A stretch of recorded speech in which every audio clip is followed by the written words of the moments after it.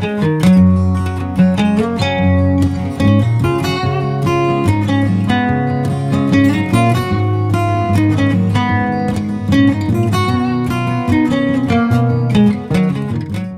everyone, and welcome to the Daily Dose. It's great to see you today. You know, I was reading through the scripture and I came across this short phrase, this verse, and I can't ever remember really ever thinking about it before or maybe even noticing it before. And it's in Colossians chapter 4, verse 2.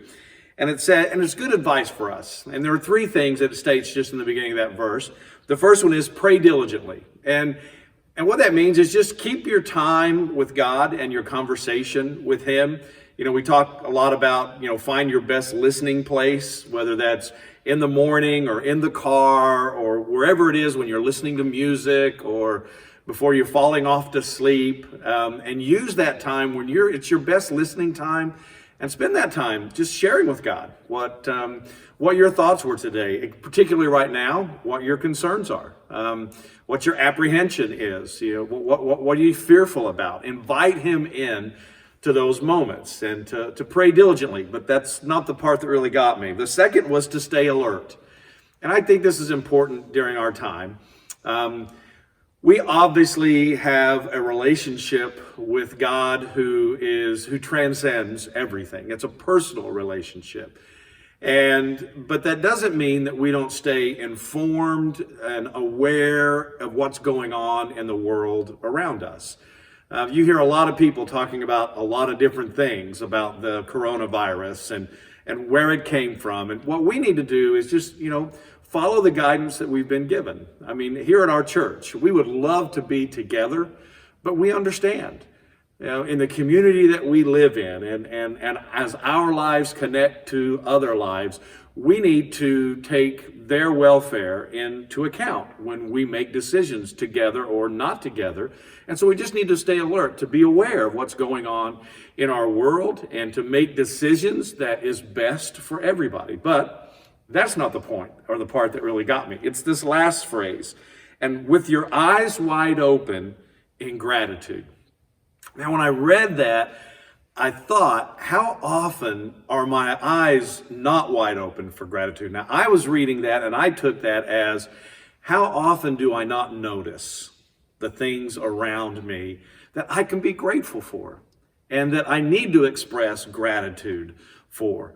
Or do I just get caught up in the affairs of my day and the plans that I have, or even now, in all the news that's coming at us left and right?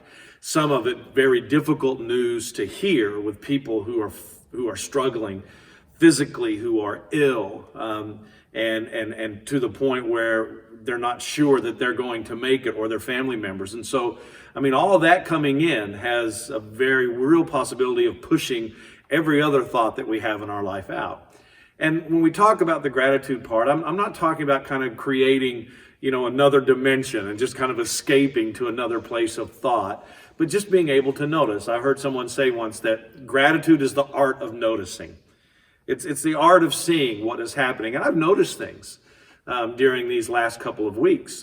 People, helping people. I just talked to someone today about how they are picking up groceries and taking it and picking it up at the grocery store and then taking it to people because they are unable to do that on their own, or they're just in a segment of the population where they're really susceptible and they're in danger, and so they need to to really be quarantined and to stay.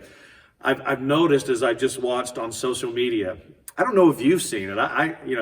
Social media sometimes can be really mean. People just can express and say whatever they want. But as I've looked across things recently, I've seen so much of people encouraging one another, and complimenting one another and expressing appreciation for one another. And that idea of, with your eyes wide open, to gratitude, of being able to notice what has happened. And it reminded me of a passage that Jesus told, or an experience, an encounter that Jesus told. You remember he had the 10 guys who had leprosy, and they cried out to him, "Master, have pity on us, heal us." And he says, "Go show yourself to the priest." And as they were doing that, they were healed.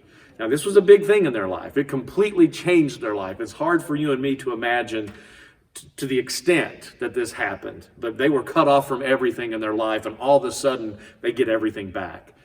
And it goes on and says, one of them came back and expressed gratitude or thanksgiving to Jesus, and Jesus' response was, where are the other 9? And he's telling the story, and he says, and this person came back, and he's a Samaritan. Anytime Jesus really wanted to drive a point home to people, he did that. The woman at the well, the good Samaritan who helped the person who was hurt, the Samaritan here. It's just, he said, because they had this opinion of Samaritans that, they weren't good people, that they weren't going to do these kinds of things, that they didn't live for God, that they didn't do those. And so anytime you wanted to make a really big point, he put that in there. And this is one of those moments. Now you think about it. I have no doubt that every single person of one of those people who were healed, they were grateful. Okay, you cannot be.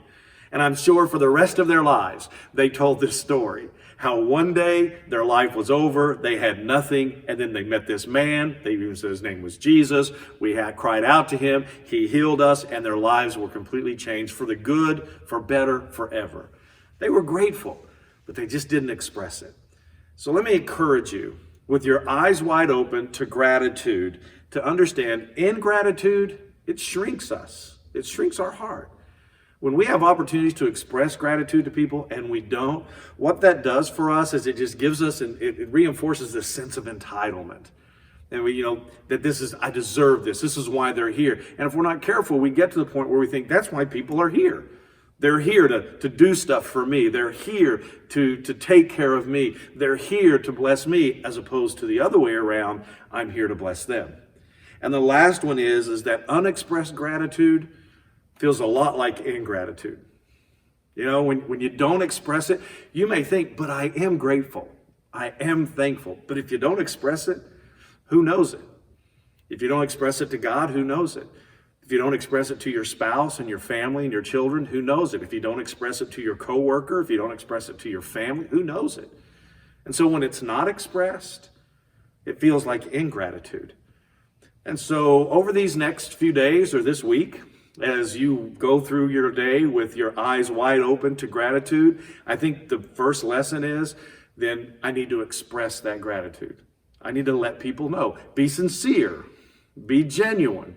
But let people know, because ingratitude unexpressed gratitude feels a whole lot like ingratitude. And so let's just be people who live our lives wide open to gratitude. But the big thing is when I have an opportunity to express that to someone else who God has used or blessed in my life, or their presence means something to me, let them know that and express your gratitude to them and your gratitude to God. So as you walk through your day this week, take that with you, and hopefully we'll just be more gracious people to one another. It's great to see you guys today, and we'll see you tomorrow.